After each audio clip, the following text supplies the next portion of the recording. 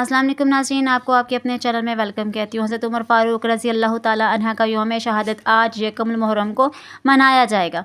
नाज़रीन, आपको हज़रत उमर फ़ारूक की ज़िंदगी के बारे में मुख्तसरन करती हूँ कि हज़रत उमर फ़ारूक रज़ी अल्लाह ताला अन्हा का यौम शहादत आज यकम मुहर्रम को मनाया जाएगा। और हज़रत सैयदना उमर फ़ारूक रज़ी अल्लाह ताला अन्हा मक्का मुकर्रमा में पैदा हुए और नाम उनका था उमर बिन ख़त्ताब, जबकि लक़ब है फ़ारूक आज़म और कुनियत थी अबू हफ्सा।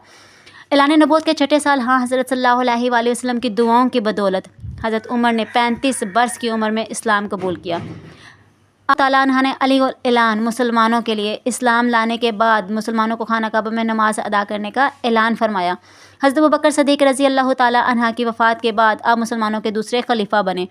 आप रज़ी अल्लाह ताला अन्हा ने इस्लाम कबूल करने के बाद अपना सब कुछ इस्लाम के लिए कुर्बान कर दिया और पूरी ज़िंदगी आप सल्लल्लाहु अलैहि वसल्लम के शाना बशाना रहे। हज़रत उमर फ़ारूक रज़ी अल्लाह ताला अन्हा ने मदीना मुनव्वरा हिजरत के बाद तमाम ग़ज़वात में हिस्सा लिया।